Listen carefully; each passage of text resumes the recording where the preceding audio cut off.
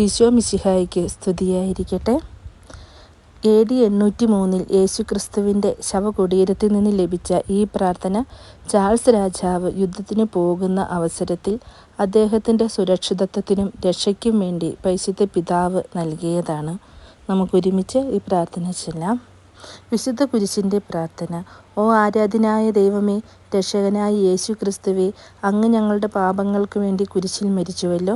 വിശുദ്ധ കുരിശേ, എൻ്റെ സത്യപ്രകാശമായിരിക്കണമേ.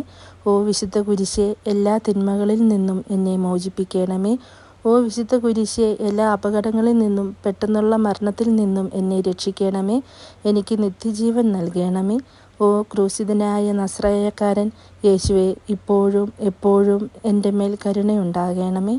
നിത്യജീവിതത്തിലേക്ക് നയിക്കുന്ന നമ്മുടെ കർത്താവ് ഈശോ മിശിഹായുടെ തിരുരക്തത്തിൻ്റെയും മരണത്തിൻ്റെയും ഉയർപ്പിൻ്റെയും സ്വർഗാരോഹണത്തിൻ്റെയും പൂജിത ബഹുമാനത്തിനായി യേശു ക്രിസ്തുമസ് ദിവസം ജനിച്ചുവെന്നും ദുഃഖവെള്ളിയാഴ്ച അവിടുന്ന് കുരിശിൽ തൂങ്ങി മരിച്ചുവെന്നും നിക്കോദമോസും ഔസേപ്പും കർത്താവിൻ്റെ തിരുശരീരം കുരിശിൽ നിന്നിറക്കി സംസ്കരിച്ചുവെന്നും അവിടുന്ന് സ്വർഗാരോഹിതനായി എന്നും ഞങ്ങൾ വിശ്വസിക്കുന്നു.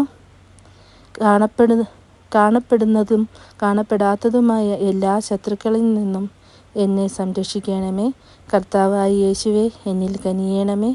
പരിശുദ്ധ അമ്മേ, വിശുദ്ധ യൗസേപ്പിതാവേ, എനിക്ക് വേണ്ടി പ്രാർത്ഥിക്കണമേ. ഭയം കൂടാതെ കുരിശു വഹിക്കാനുള്ള ശക്തി അങ്ങയുടെ കുരിശിൻ്റെ സഹനത്തിലൂടെ എനിക്ക് നൽകണമേ. അങ്ങയെ അനുഗമിക്കുവാനുള്ള കൃപാവരം എനിക്ക് നൽകണമേ. ആമേൻ.